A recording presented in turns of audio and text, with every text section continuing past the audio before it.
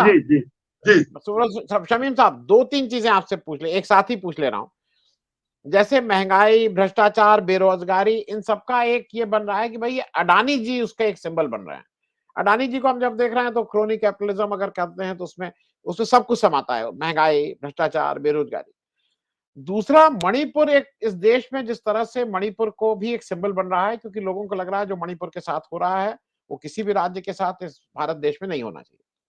उसी तरह से क्या आपको लगता है कि आजम खान भी एक सिंबल बन रहे हैं? क्योंकि आजम खान को जिस आजम खान के ऊपर ये हो सकता है कि भाई वो उन्होंने किसी से तेजी से बात कर रही हो, वो इज्जत नहीं दी हो, लेकिन आजम खान कहीं से बाहुबली, आजम खान कहीं से गुंडे, आजम खान कहीं से राइफल चलाने वाले, छिताई करने वाले नेता नहीं है। तो आजम खान भी क्या सिंबल बनते जा रहे हैं धीरे धीरे धीरे धीरे मुस्लिमों के ऊपर जो जाति हो रही है उस बात का? इन तीनों चीजों पे मणिपुर पे भी सुनना चाहेंगे, अडानी और आजम खान। प्रोफेसर साहब अनम्यूट कर लीजिएगा, प्रोफेसर साहब अनम्यूट कर लीजिएगा, अनम्यूट कर लीजिएगा।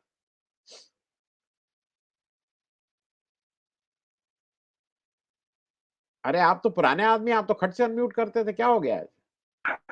हाँ हो गया हो गया हो गया हो गया हो गया हो गया हो गया हो गया। देखिए, जो मणिपुर का मामला है वो तो आप देख रहे हैं कि 6 महीने से जो ये क्लेम करते हैं कि हम विश्व गुरु और हम बहुत बड़ी पावर बनने जा रहे हैं, जब इतनी एक से छोटी सी स्टेट में ये वायलेंस को कंट्रोल नहीं कर पाए, बल्कि यहां तक रिपोर्ट्स आ रही है कि ये तो इंस्टिगेट किया गया है, उसमें लोगों की मिली भगत है क्योंकि पोलराइजेशन करने के लिए।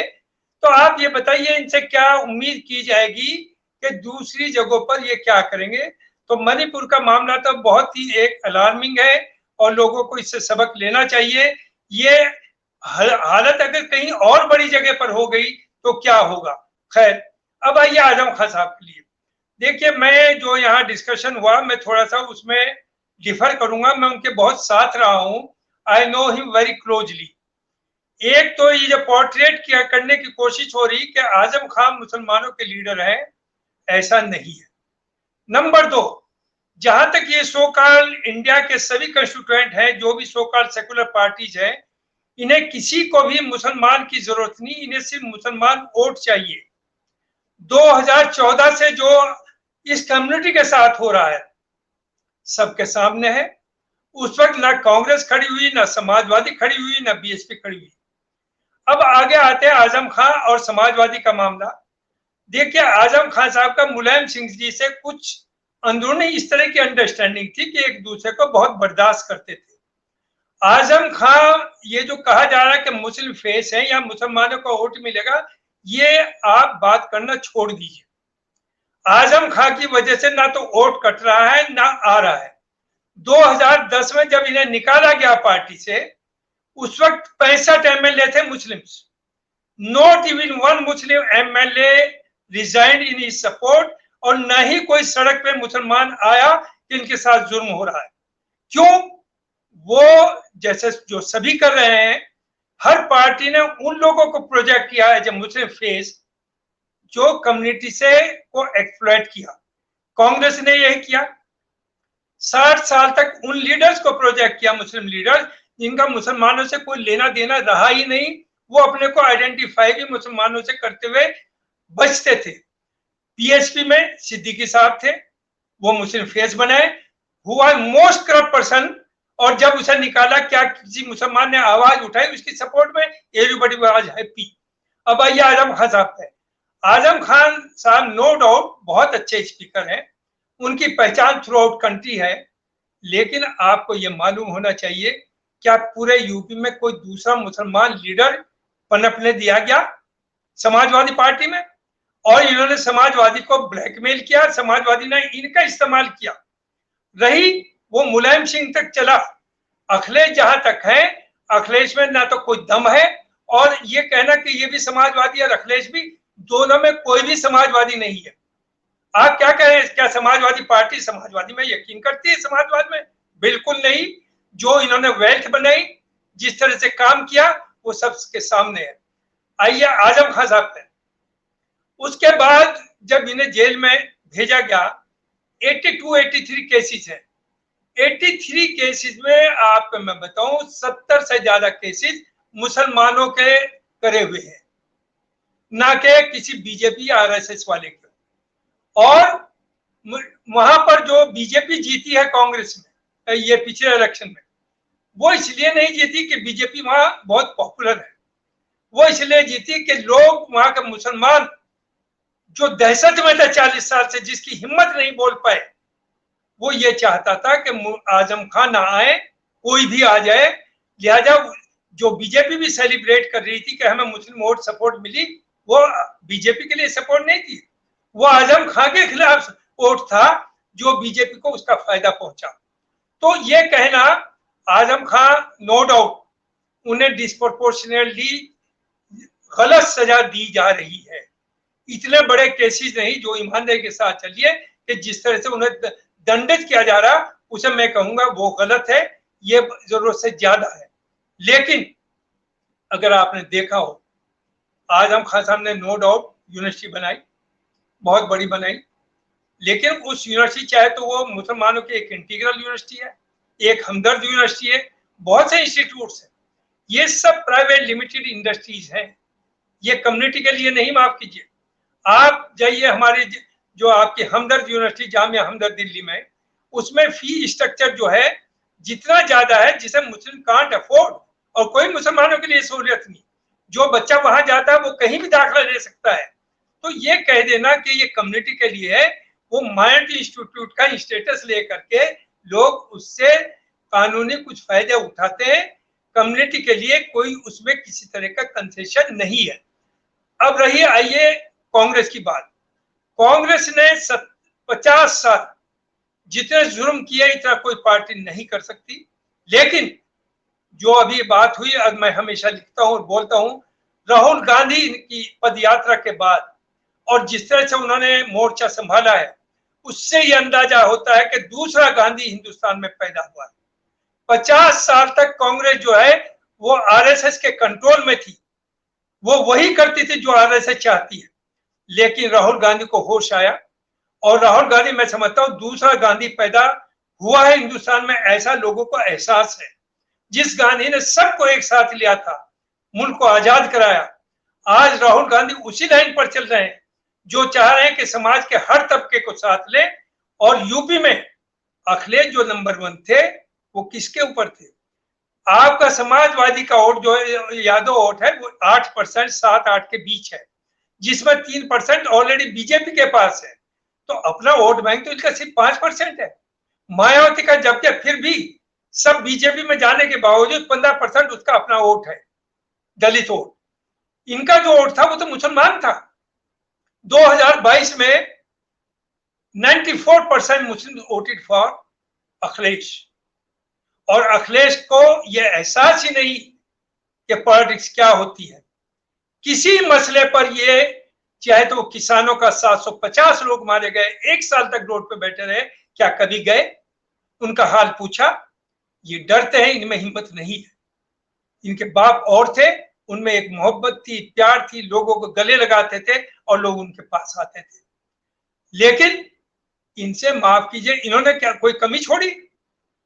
आपका आजम खान 2 साल जेल में रहे, इन्हें वो याद नहीं आए? ठीक है, मैं बता दूं जो सच्चाई है, ये भी अखिलेश ये चाहते थे कि ये खत्म हो जाए, चूंकि जाहिर बाप के दोस्त थे, गोद में खिलाया था, लिहाज करना पड़ता था।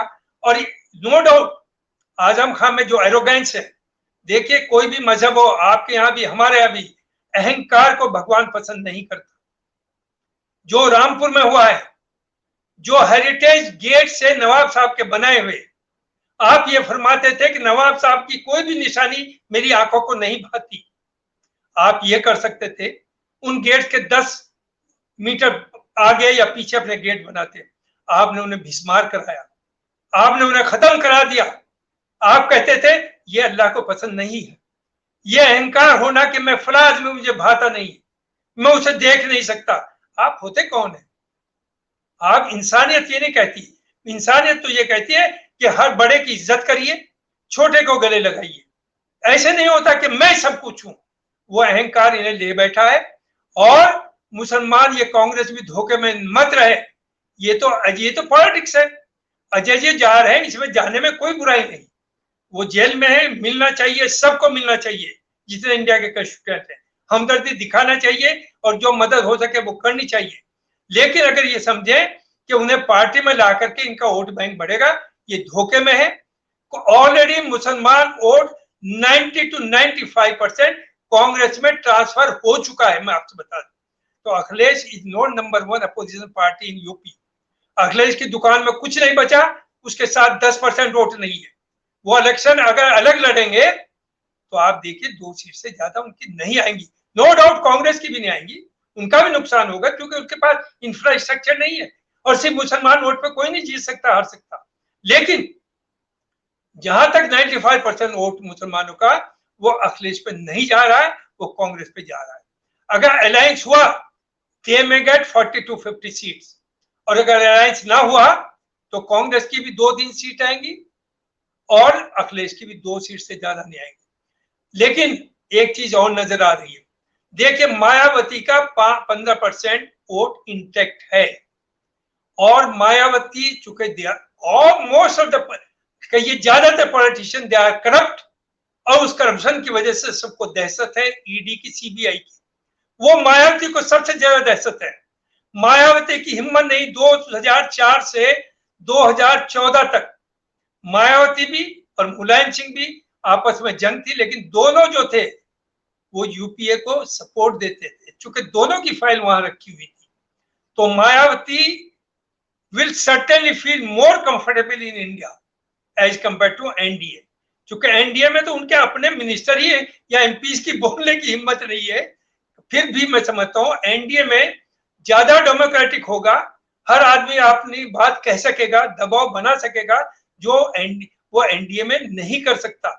लिहाजा देयर इज एवरी पॉसिबिलिटी जिस दिन इलेक्शन डिक्लेयर हो गया कि कहीं ऐसा ना हो कि मायावती और कांग्रेस और लोकदल एक जगह आ जाएं और अखिलेश आइसोलेट हो जाए। अखिलेश की जितनी हरकतें हैं, आप ये बताइए, गलती हुई मैं कहता हूं कांग्रेस में भी लार्ज हार्टेडनेस होता, थोड़ा मध्य प्रदेश में 5-6 सीट दे देते, लेकिन आपने तो 26 में खड़ा कर दिया। आप क्या वहां बीजेपी को वीक कर रहे हैं? क्या वहां बीजेपी का वोट काटेंगे? आप तो कांग्रेस का नुकसान करने के लिए आप महाराष्ट्र में खड़ा करते हैं, आप कर्नाटक में खड़ा करते हैं, आप राजस्थान में खड़ा करते हैं, आप हरियाणा में करते हैं। तो समाजवादी की हमेशा नीति ये रही है, यूपी में भी, या तो मैं वरना बीजेपी। ये नहीं बर्दाश्त करते कांग्रेस को या किसी भी लीडर को। और जहां तक मुसलमान है, देखिए हमें तो वोट देना है, सर्वाइव करना है, ना हमें ये ख्वाब देखना कि हमारा कोई पीएम या सीएम बने, ना मुमकिन और ना सोचना चाहिए। देखिए we are only less than 20%, लेकिन यूपी में 21% मुसलमान है, ऑफिशियली 20 पॉइंट समथिंग है, अनऑफिशियली 25 है। तो यूपी में इफेक्टिव है और 16 सीट पर मुसलमान जो 30 से 50% है, बल्कि 60% तक है मुसलमान। तो वो जो वोट है वो 95% कांग्रेस में ऑलरेडी शिफ्ट हो चुका। तो ये जो धोखाधड़ी की ये दिखा रहे हैं कि मेरा यूपी में कोई और नहीं आएगा, मैं संभालूंगा, ये बहुत बड़े धोखे में है। मुसलमान कोई इनके साथ नहीं रहा। और जो इन्होंने किया है, चाहे वो लिंचिंग हुई हो, अतीक है। देखिए मैं कहता हूं अगर मुलायम सिंह होते तो हर मुसलमान की ये सोच है कि शायद अतीक का ऐसे मर्डर ना होता। अखिलेश क्या बोले, क्या उसके घर गए, क्या उसके के बच्चों को सहारा दिया? ठीक है, अतीक ने गलती की होगी, उसकी औलाद को, उसके बच्चों को तो गले लगाना चाहिए। आप अंसारीज हैं, उन्होंने क्या नहीं दिया इन पार्टीज को, आप उसके बारे में बोल रहे हैं। यूपी में जो हो रहा है मुस्लिम्स के साथ, दूसरी जगहों पर क्या ये अखिलेश आज तक बोले? इनकी बोलने की हिम्मत नहीं। इसे सिर्फ मुसलमान वोट चाहिए। हाँ, कांग्रेस में मैं बताऊं, उनकी पदयात्रा के बाद और जिस तरह से अगर हिंदुस्तान में कोई फाइटर नजर आ रहा है गांधीयन तरीके से, वो सिर्फ राहुल गांधी है। तो राहुल गांधी को दलित भी उसकी तरफ आ रहा है। खड़गे को लाना एक मामूली स्टेप नहीं है। खड़गे जो आपने भी फरमाया, जगजीवन राम की जो एक कमी थी उसे पूरा कर रहा है। तो दलित भी आ रहा है, मुस्लिम भी आ रहा है। ये मैं भी समझता हूं कि यूपी में प्रॉब्लम है, लेकिन अखिलेश का कोई यहाँ सहारा नहीं। और आजम खां के बारे में ये सोचना कि उनकी वजह से मुस्लिम वोट इन्हें मिलेगा, ये धोखे में न रहे। मुस्लिम वोट ऑलरेडी शिफ्ट हो चुका है। मैं प्रोफेसर साहब चलते चलते आपसे एक अंतिम प्रश्न। मोदी जी 5-6 दिन से बहुत ढीले हो गए हैं भाई, प्रचार करना बंद कर दिए हैं, इतना कहां दौड़ धूप कर रहे हैं? जैसे जितना जोश में रहते थे, एक दिन में 4 रैली इधर उधर, 5-6-8 दिन से मोदी जी उतने प्रचार में नहीं घूम रहे हैं, वो जरा इंटरनेशनल मामलों में ज्यादा अपना समय दे रहे हैं। क्यों, ऐसा क्यों हो रहा है? मेरी आवाज आ रही आप तक? आ रही। हाँ, देखिए ऐसा है, वो तो चूंकि मीडिया तो पूरा रूलिंग पार्टी के साथ है, लेकिन बीजेपी को यह एहसास हो गया, जिस तरह से ये कंफ्यूज है इस वक्त, उन्हें रास्ता ये नजर नहीं आ रहा कि किस डायरेक्शन में हम मूव करें। एक तरफ तो ये कहा जाए, अभी उसके बारे में एक स्टेटमेंट आया है मणिपुर के कि वहां बाहरी ताकतों का हाथ है जो आपस में भिड़ाना चाहते हैं। तो अगर बाहरी ताकतों के, तो आप क्या कर रहे हैं? पीएम साहब कितने बार गए, पीएम साहब उसके ऊपर कोई बोले, लोगों को एड्रेस किया, तो ये सब बातें, कभी जैसे मुसलमानों के बारे में, कभी पसमानदा की बात होती है, कहते हैं उन्हें गले लगाएंगे, कभी उनके खिलाफ बोलते हैं कि ये गलत हो रहा है। तो इन्हें इस वक्त ये बौखलाए हुए हैं, इन्हें अंदाजा हो गया है कि अगर इंडिया जो बना है, ये लोग ईमानदारी के साथ साथ रहे तो बीजेपी का आना बहुत मुश्किल है। दूसरी बात मैं आपसे बता दूं, ये भले ही कुछ भी बोलते रहे, प्रोफेसर साहब, हमारे जो अखिलेश जी हैं या अपोजिशन वाले जो लोग हैं, इन रीजनल पार्टीज को अंदाजा है कि अगर 2024 में बीजेपी आती है तो ये लोग दोबारा जिंदगी में, इन्हें कभी इलेक्शन लड़ने का मौका ही नहीं मिलेगा। ये नोट कर लीजिए। कांग्रेस तो बड़ी पार्टी है, नेशनल पार्टी है, सर्वाइव करेगी। 24 में नहीं आएगी, 29 में आएगी, 29 में नहीं आएगी, उसके बाद आएगी। लेकिन जहां तक समाजवादी हुई, बीएसपी हुई, ये जो दूसरी रीजनल पार्टीज है, इनका क्या है, सबके खिलाफ उनके पास फाइल है। प्रोफेसर सिर्फ इन्हें बंद करने की जरूरत है। सिंगल मैन, एक इंडिविजुअल के पीछे पार्टी खड़ी हुई है, पार्टियां ये सब खत्म हो जाएंगी और इनके वोट बैंक जो है वो इधर उधर हो जाएगा। लिहाजा मुझे अंदाजा ये है कि ये पॉस्चरिंग है या कम अकली है। Finally they have to be in line with Congress. Rahul Gandhi ने कभी ये नहीं कहा कि मैं पीएम होना चाहता हूँ, कभी उसने नहीं कहा मुझे प्रेसिडेंट बनाइए। ये उसकी लार्ज हार्टेडनेस है कि उन्होंने साबित कर दिया कि हमने एक खड़गे को, एक दलित को प्रेसिडेंट पार्टी का बनाया, जबकि उनके ऊपर चार्ज ये था कि हमेशा पावर इनके हाथ में रहेगी। उसी तरह उसने बॉम्बे में जो मीटिंग हुई, वहां पर जाके कहा कि मैं पीएम के लिए कैंडिडेट नहीं हूँ। ये छोटी बात नहीं, उसने बहुत बड़ा, भाई ठीक है इलेक्शन हो जाएगा, इनके ज्यादा मेंबर्स आएंगे, आपस में बैठिए, तय करिए,